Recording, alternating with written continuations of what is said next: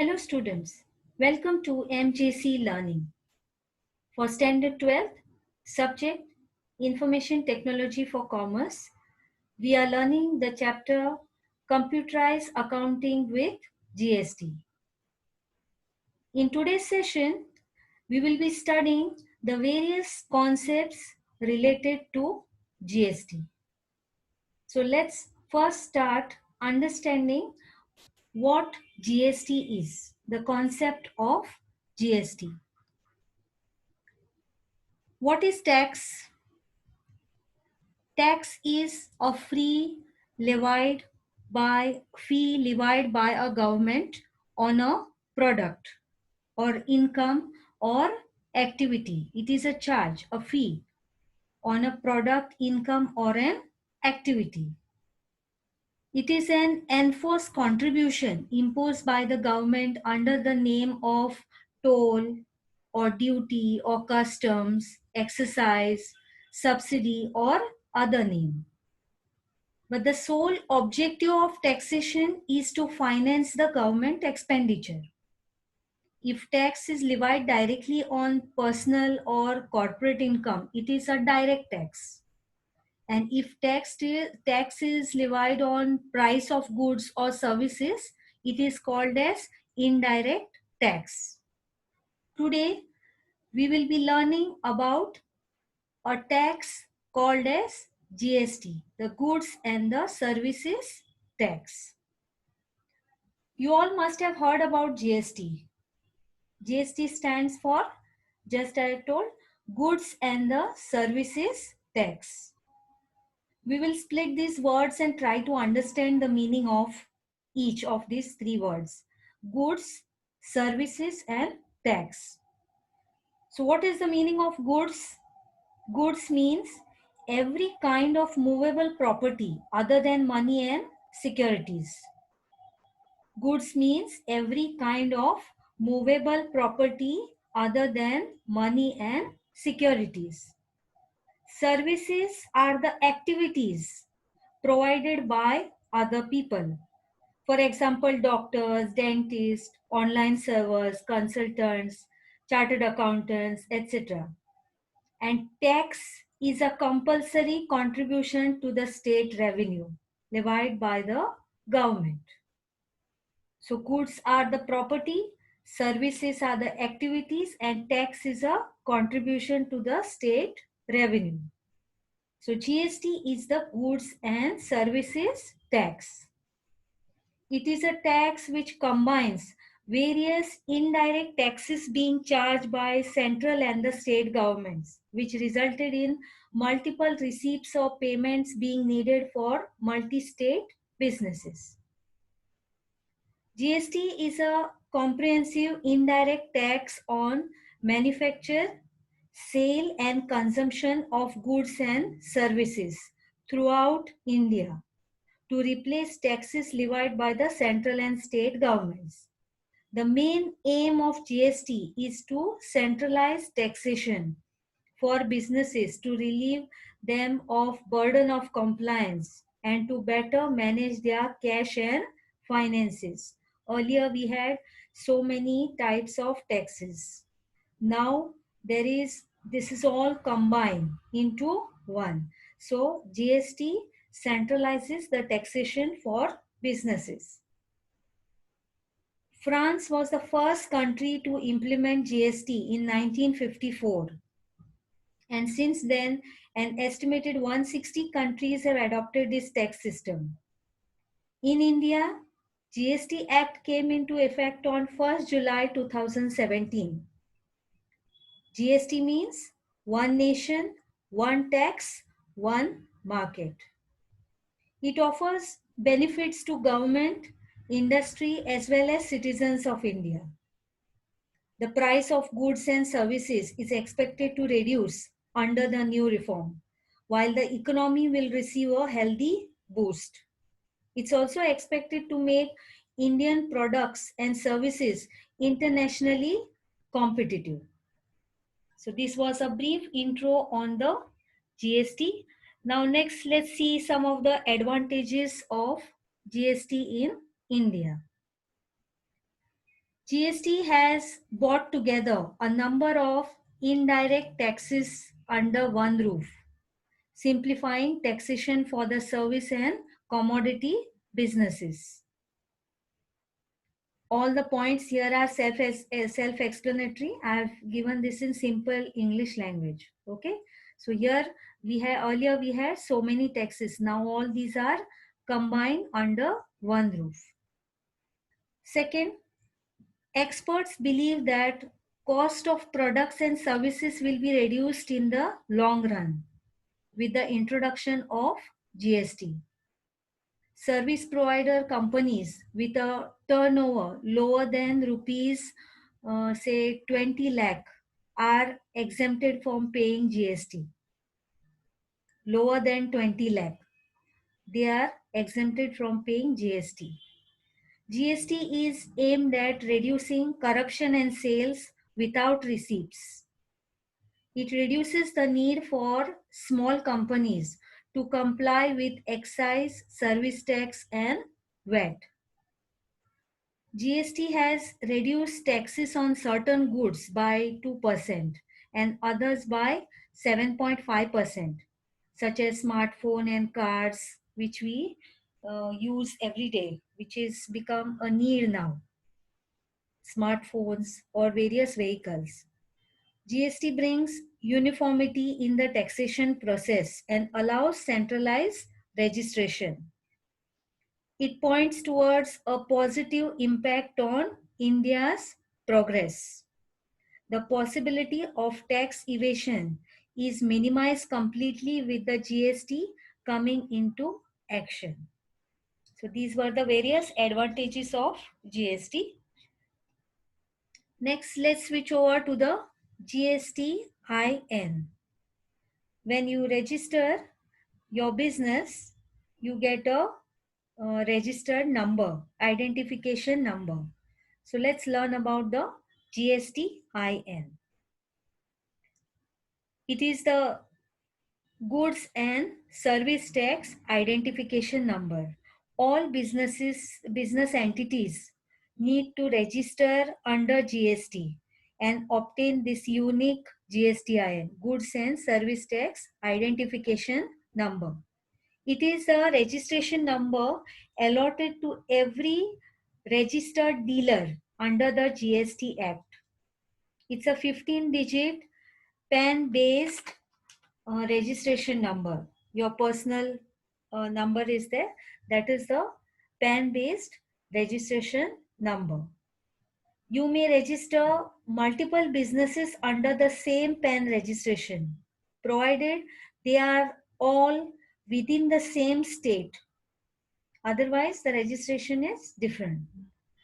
GST registration is critical for business entities to avail various benefits available under the GST regime. A GSTIN helps when you are looking to avail a loan to fund your business. Your business should be registered with the Government of India and have a valid GSTIN to be eligible for the business loan. So here you have the 15-digit PAN-based registration number. For example, I have given. This is the number. The unique code is assigned to each taxpayer, which will be state-wise and the PAN-based. This is the format of GSTIN number. The first two digits represent the state code. Every state has a unique code. Now this is 27 for Maharashtra. Okay. Next 10 digits are the PAN number. The income tax number or the PAN card number is there. That will be the next 10 digits of the taxpayer or the business house.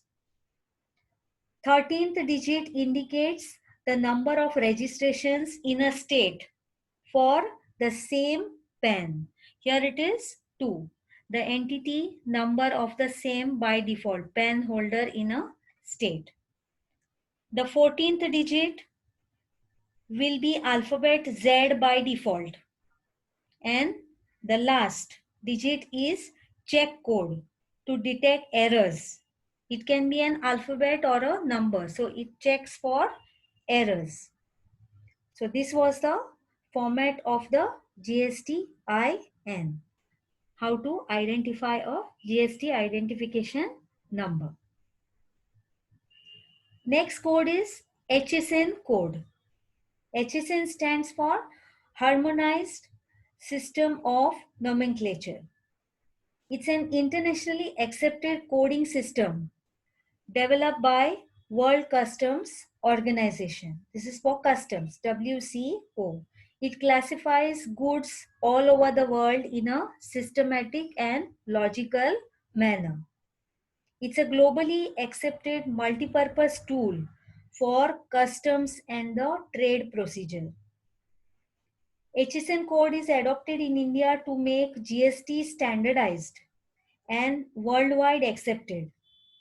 This has also minimized the cost that are related to international trade.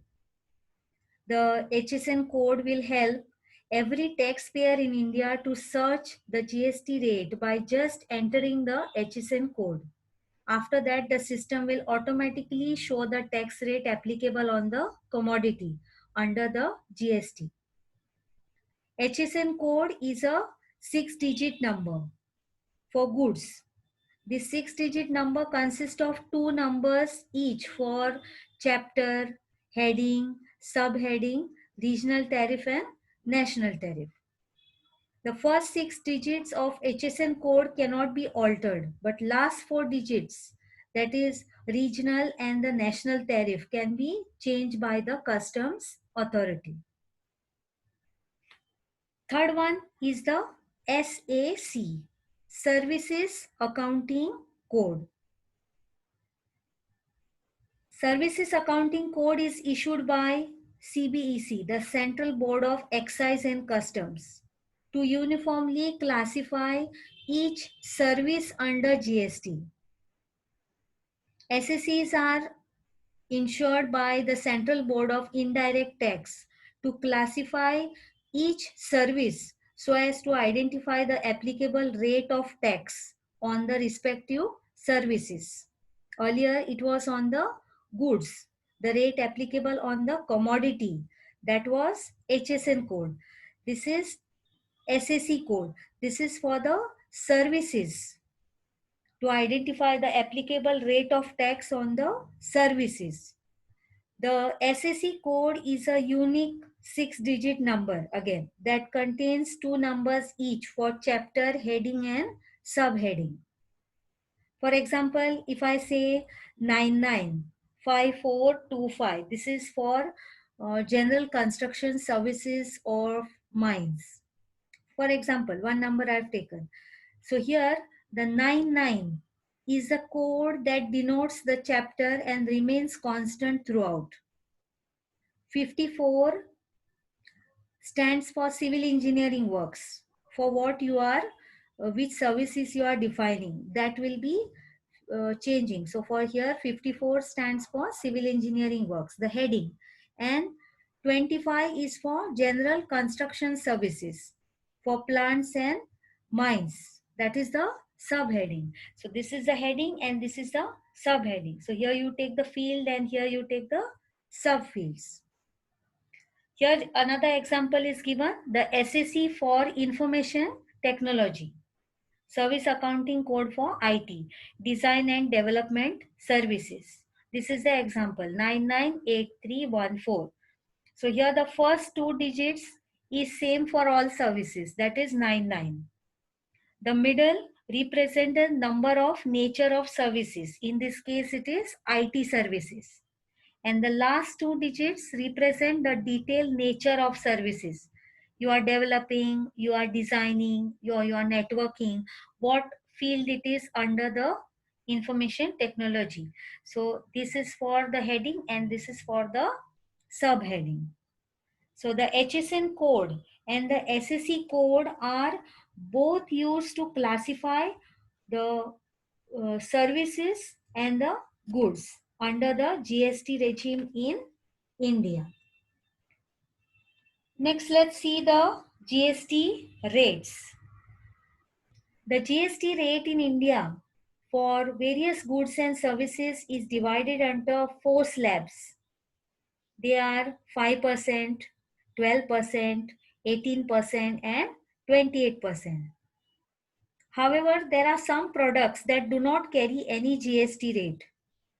For example, say there is 0% tax imposed on items like milk, sugar, bread, essentials, the curds, honey, eggs, fresh fruits, vegetables, stamps, judicial papers, newspapers, etc.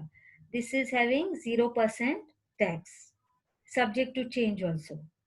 And the GST Council decides these rate slabs, and it has the right to revise the list of goods and services for each rate slab. Government's intention is to have lower tax rate for goods with essential needs and higher tax rate for goods that are considered as luxury supplies. So there's lower rate for essential goods and there's higher rate for luxury supplies. There was even 1% slab, which is now currently taken off.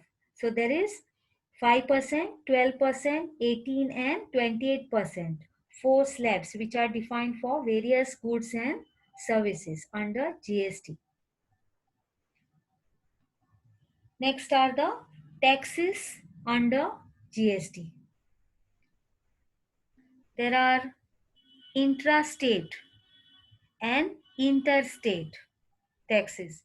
Your intrastate is within the state and interstate is with other state. So in the intrastate, again there are two types of GSTs, the central GST and the state GST. And interstate, beyond the state, the GST will be called as integrated GST. So under the GST regime, the tax is levied at every point of sale. In case of intrastate sales, central GST and the state GST are charged. And all the interstate sales are chargeable to the integrated GST. So CGST is the tax collected by the central government on the intrastate sales. For example, a transaction happening within Maharashtra. SGST is a tax collected by the state government on intrastate sale. For example, a transaction happening within Maharashtra. And IGST is a tax collected by the central government again for an interstate sale. For example, Maharashtra to the other states. For example, UP, Tamil Nadu, Karnataka, etc. So CGST is central government on intrastate sales. IGST is central government on interstate sale and SGST is the state government on the intrastate sale. So these were some of the concepts related to GST. It will bring in transparent and corruption-free tax administration. It will allow India to better negotiate in terms in the international trade forums. This will make Indian markets more stable. Indian companies will be able to compete with the foreign companies. This all will be helping India to make it progressive. So this is about GST and this is all about relating to this topic. Thank you.